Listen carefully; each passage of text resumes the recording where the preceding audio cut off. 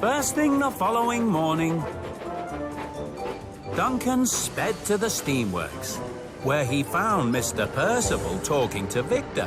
Morning, sir. I've come for my Christmas coat of paint. Is that right? Well, I hear from the other engines that you've been grumbling a lot lately. What? No. Well, no more than usual. You've been making everyone feel unhappy. And when engines aren't happy, they don't work so well. That's just the way I am. And you can like it or not. Well, I don't like it, Duncan. You can be first in line for a new coat of paint tomorrow morning if and only if you can be cheerful for the rest of today. Ah, I see. Well, no problem, sir. I can do that. Don't forget now, cheerful all day. The other engines will be keeping an eye on you. Duncan was determined to get himself a new coat of paint. I can be cheerful all day. Need bother. But then he met Rheneas at the junction. Best be careful, Duncan, and go extra slowly with all this snow. Thanks for the reminder, Rheneas.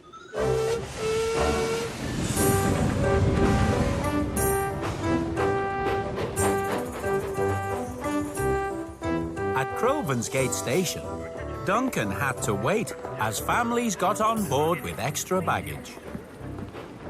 Ah, hello there, Duncan. Everything all right? Completely fine. Thank you.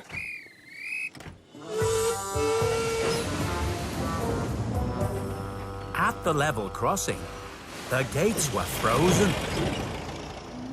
So Duncan's passengers decided to hum a jolly Christmas song to pass the time. But Duncan didn't like it at all.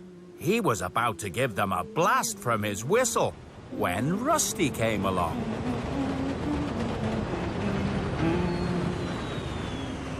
What a lovely song, Duncan.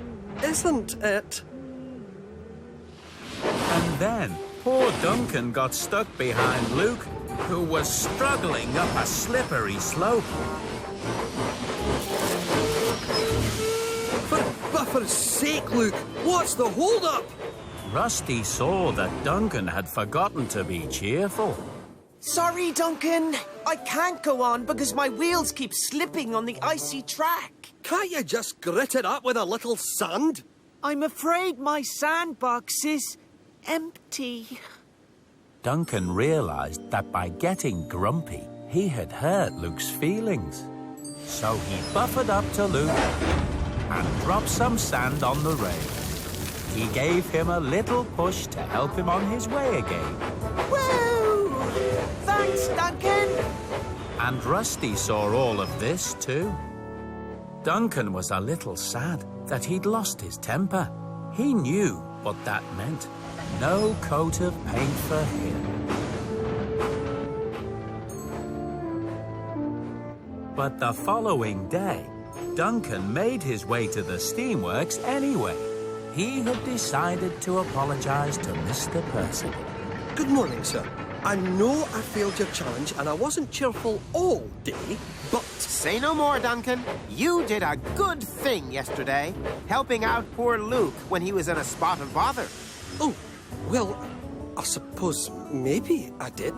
And for that, you deserve a special treat. You mean a new coat of paint? That's right, Duncan. Thank you, sir. That's very kind.